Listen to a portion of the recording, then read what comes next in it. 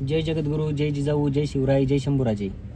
आपण वाचत आहोत आहा साळुंखे लिखित विद्रोही तुकाराम. या पुस्तकाचा पहिला भाग झाला आपला. आता दुसरा भाग, वेदांचा अंकित नसल्याची घोषणा. सर्वसामान्य लोकांचे शोषण करू शकणारे सावकारीचे जे साधन तुकारामांच्या हाती होते ते त्यांनी स्वतः बुडवून टाकले. संसारी लोकांपुढे संपत्तीच्या बाबतीत आपल्या आचरणाने एक आदर्श घालून दिला. संसारासाठी संपत्ती जरूर मिळवावी, पण ती कोणाला फसवून ओरबाडून लुबाडून मिळवू नये. तिचा गैरवाजवी मोह धरू नये हे त्यांनी आपल्या कृतीनेच लोकांना सांगितले. हा आदर्श संन्याशांसाठी नव्हे तर गृहस्थांसाठीच होता.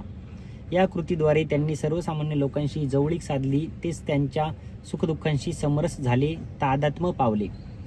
पुढचा विषय आहे आणखी काही परिमाणे. कर्ज खते बुडवण्याच्या सुमारासच तुकारामांच्या आचार विचारांना प्राप्त झालेली आणखी काही परिमाणे आपण आता ध्यानात घेतली पाहिजेत.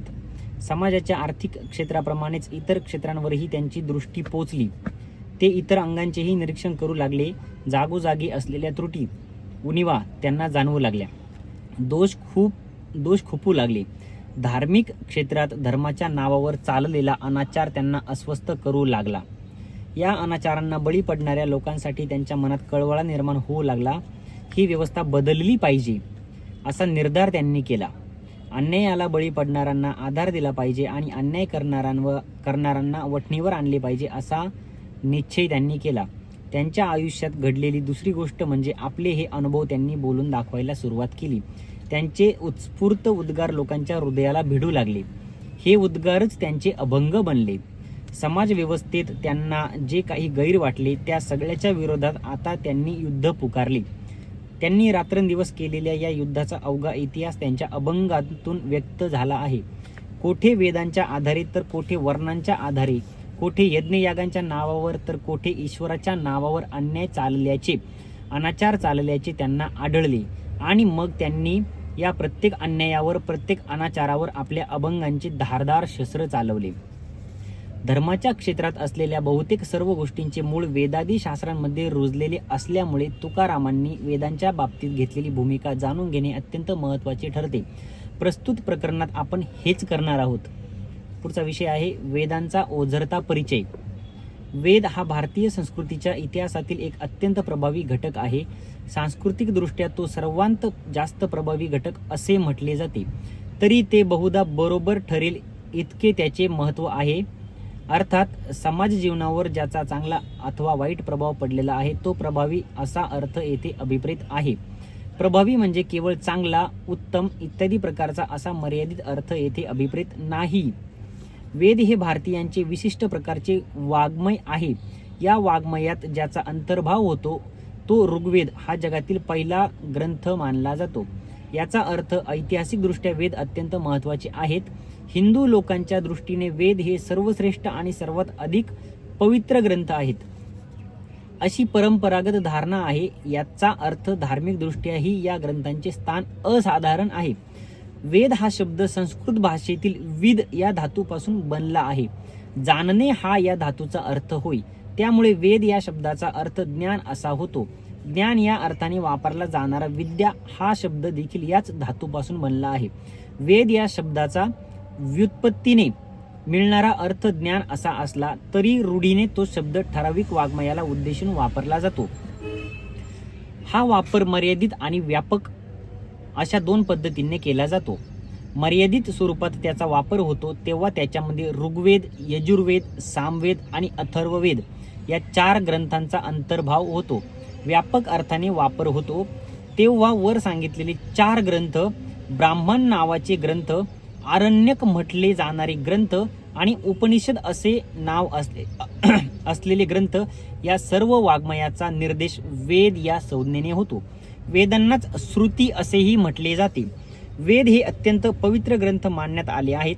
त्यांच्याविषयी कमालीची श्रद्धा असणाऱ्या काही लोकांनी त्यांची निर्मिती ईश्वराने केल्याचे मानले आहे.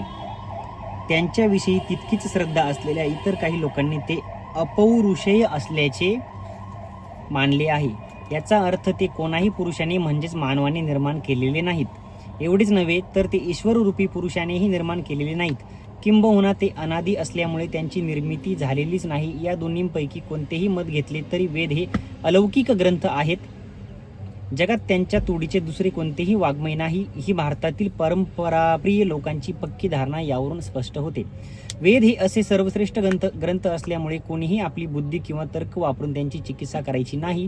त्यांनी जे काही सांगितलेले आहे त्यातील शब्द न शब्द, अक्षर न अक्षर सत्य मानायचे, स्वीकार्य व शिरसावंद मानायचे, प्रमाण म्हणजेच विश्वसनीय मानायचे, अशी रूढी तयार झाली आहे. जे लोक ही रूढी मानतात ते वैदिक म्हटले जातात. जो फक्त वेदांना प्रमाण मानतो तोच हिंदू, अशी लोकमान्य टिळकांनी हिंदूंची व्याख्या केली आहे. हे या संदर्भात आवर्जून ध्यानात घ्यावे. वैदिकांनी ईश्वराचे अस्तित्व नाकारले तरी देखील त्यांना आस्तिक म्हटले जाते. वेदांखेरीज जे इतर धार्मिक ग्रंथ असतात त्यांना सामान्यतः स्मृती म्हटले जाते. हे ग्रंथ वेदांच्या तुलनेने दुय्यम अथवा गौण म्हटले जातात. त्यांच्यापैकी जे ग्रंथ वेदांना अनुसरणारे असतात ते प्रमाण मानले जातात. जे ग्रंथ वेदांना अनुसरत नाहीत वा त्यांना विरोध करतात ते अप्रमाण म्हटले जातात. तात्पर्य: वैदिक लोक वेदांना व वेदानुसारी ग्रंथांना प्रमाण मानतात. जे लोक वेदांची व वेदानुसारी ग्रंथांची आपल्या बुद्धीने चिकित्सा करतील त्यांना नास्तिक म्हणावे, त्यांना वाळीत टाकावे, त्यांना विद्या देऊ नये आणि त्यांच्याबरोबर भोजन, विवाह इत्यादी प्रकारचे व्यवहारही करू नयेत, असा कठोर नियमही करण्यात आला होता. त्यामुळे वेदांना स्वीकारणारे लोक वैदिक आणि वेदांना नाकारणारे लोक अवैदिक असे दोन प्रवाह भारतीय समाजामध्ये वाहत राहिल्याचे आढळते. वैदिकांचा प्रवाह प्रबळ, जागरूक आणि स्वतःच्या हितसंबंधांची जपणूक करण्याच्या बाबतीत धूर्त होता.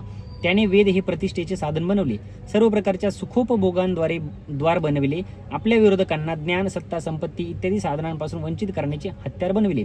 वेदांचा हत्यार म्हणून उपयोग करताना वेदांचा अधिकार नावाची एक क्लृप्ती वैदिकांनी शोधून काढली. ब्राह्मण, क्षत्रिय आणि वैश्य या 3 वर्णांतील पुरुषांनाच वेदांचा अधिकार असतो. सर्व वर्णातील स्त्रिया आणि सर्व शूद्र यांच्यापैकी कोणालाही वेदांचा अधिकार नसतो.